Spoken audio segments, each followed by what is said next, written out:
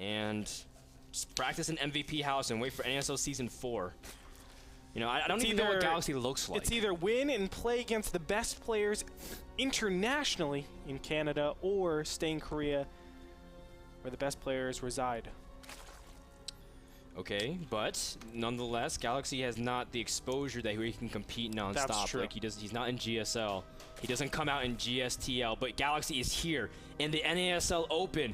He is the pink Zerg in the top right corner fighting for his spot in the NASL Finals in Toronto. Will he be able to get it? He has to win game number 4 up against one of the best Protosses in the world. Some people say he is the best Protoss. I say he's easily top 2, top 3.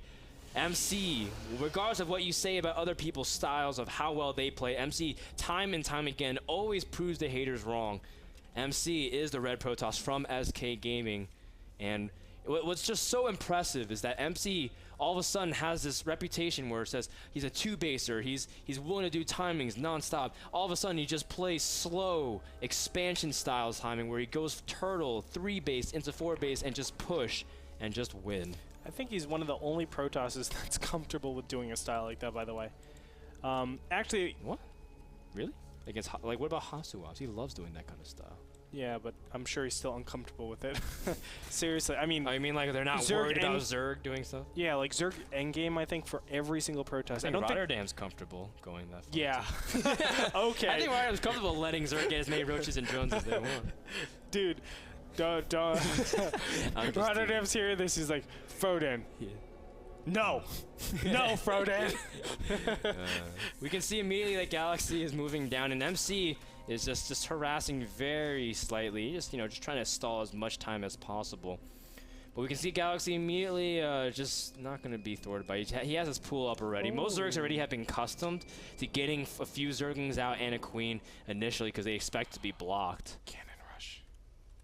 Oh, wow. Huh? He's cannon rushing? Yeah, look at this probe in the top left-hand corner. I thought it was going to be like, oh, this probe is going to just mill around, wait until the hatchery goes down, and then this is going to leave, and then this probe is going to cannon rush. That's what it felt like. Huh. Well, I mean, he has 4 Zerglings, which is the amount count, which is the exact amount you need. If you have 2 Zerglings, it just kills way too slow. 4 is just enough for production. Oh, MC! I think you're right, Andre. He's gonna try to sneak this in. The Zerglings don't think it. Oh, but Galaxy! Did he see it? Did he see it? Oh my God! He saw it in his unit vision, but he didn't actually see it. Okay, he got scouted. I thought he was gonna pull that off. What he wanted to do was have that probe actually still in range of the Zerglings, and it's like, oh, come follow me, come follow me, come follow me. Okay, that's good. My pilot and cannons are down. No problem. Yeah, and MC loses that probe, which is pretty much the worst secret agent ever. Tries to sneak behind enemy lines and just gets spotted in plain sight. That's like a Michael Scott secret agent. I don't know if you watched that terrible Michael Scarn, you mean? You can see that Galaxy at this point is going for 3 hatch, very typical. Now, last time we saw Galaxy on this map, just goes pure Roach Ling, and we saw Hasuops go for that 2-base timing, and Galaxy just could not defend it, but it was like a very tightly contested back and forth game. And so Galaxy, he's capable of playing the straight up style as well. The only thing I'm worried about is this 4th and 5th base from Galaxy. He's picking Antigua Shipyard, but what's been kind of struggling for Galaxy is when he gets to that really late stage, he's never prepared for MC's push. And Antigua Shipyard is a map that's even harder to hold your 4th and 5th base compared to other maps. What do you think Galaxy's really planning here? It's hard to tell. You know, sometimes I see like these strokes of brilliance from Galaxy where he's able to establish his economy very, very nicely and have these great reads. But other times it's like, I don't know where Galaxy, I don't know what his plan is. And that's one of the hardest things to do in StarCraft or any RTS or any strategy game. Have a plan. That sounds so simple, but a lot of these players just go into it and say, I'm going to get a really big economy and then going to get a lot of units and then win somehow. Well, how are you going to win? On a map like Antigua Shipyard, it can be very difficult. So I think the best strategy to go from here is to say, okay, well, how can I position my roaches in a way where I can do a lot of damage? And I don't know, it depends on what the Protoss does, but what you want is a ton of roaches over here and over here to pressure the main, pressure the third, pressure to the natural. I think one of the best ways to do that is actually start out with some sort of, obviously, like mass roach play, against 2-base and then transition actually into drop play. And that'll recede the Protoss quite a bit backwards, and then you could play that style and gain a lot of tempo, in my opinion. Drop play is actually pretty strong. I think, yeah, no, Galaxy did drop play against Finale back on this map, too. You're actually right, Andre, about that. You remember he dropped in the main, and Finale was trying to push out with the Colossus time, but was not able to do anything. And that could be what Finale is planning. He is getting quad gases pretty quickly, despite his pretty low drone saturation at the moment. You can see MC back at home also getting his Twilight Council up. No Robo for, I think, the first time we've seen this series from MC. And with such a quick Twilight Council, could be going for that huge 2-base blink time. Yeah, that's what we're going to see. So I think in this position, Galaxy is just going to be playing, can I defend against this style? That's all it is going to be. It's not even he's going to have the chance to make his own actions. If he defends it very effectively, and he wins the game. If he loses against it, there goes his NASL hope. Yeah. And a prime example of why 2 Zerglings are so bad at taking out buildings, just because you need 4 if you really want to snipe it in terms of how fast he gains health. MC going to immediately start working on this Rocks, but he doesn't have... Oh man, he doesn't have Blink anywhere near. In fact, the MC is just going to try to immediately rush this. It is at a weird timing. It's at 8:30 when he started, and that's when Zerg's not really prepared. You can see the first roaches are almost out into the field, but it's also with non-optimal drone saturation. Both these players are at very similar drone saturations, actually. This is really surprising. Now, I love this style, because this is like a pseudo 4-gate push, but he's just looking to kill the Destructo Debris to give him a lot of control with his Blink Stalkers. Everything's so slow. Slow Zerglings, slow Roaches, and Zelts are so slow as well.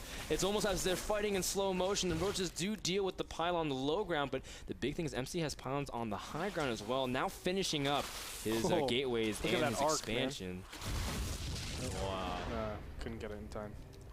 I saw what you did. Like, the Roaches had to throw up. I know. Up. They had to throw up vertically.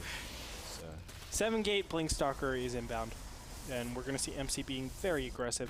And one thing I like about him, look how many sentries we have on the map. 0. 0. Just raw power Blink timing. Exactly. No sentries needed.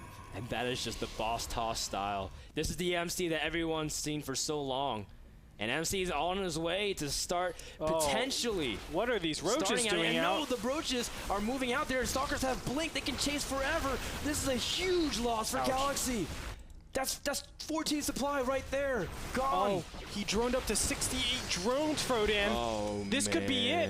Oh, but he's getting Burrow, and he's getting Vengeful Sacks. He was actually going to try to transition and drop. He thought the pressure was done. He thought maybe MC was going to go for a third, but MC is pushing in here, and he's got a huge timing. Look, he's already got a great position. This is a position MC was dreaming of. Oh my gosh, MC is just going to go into the third base and eliminate everything. And being on this high ground, he has a very nice retreat path for all of his Blink Stalkers. He can easily just go down here, and all of a sudden, you know, those Roaches cannot even touch those Stalkers. The Roaches trying to blindside all the Stalkers. This is too much, Frodan. Yeah, this is just way too many Stalkers. He's trying to draw them as well, and the Overlord that does have units gets picked off immediately. It's as if MC even knew. MC's just gonna blink forward and take out so much, of supply. The NASL Open Tournament runner-up might be eliminated right here as MC is already at the natural drones, also trying to see if they can get into the fray, but they are offering minerals as a peace offering. MC will not take it. He slaps it down. He's about to slap down more of these Roaches.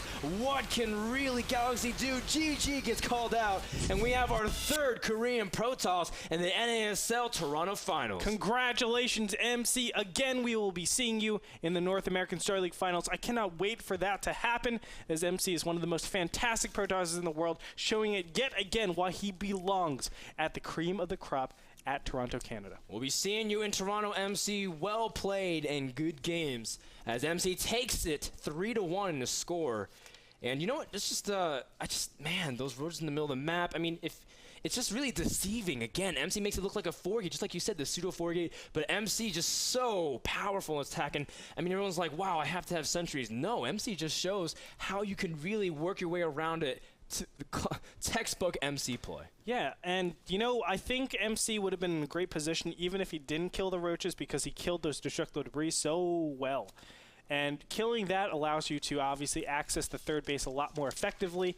But as soon as he traps, what, 8 Roaches, 6 or 8 Roaches in the middle of the map, you win the game there. It's like, that's too many Roaches for you to die for way too many. way too many roaches to have died.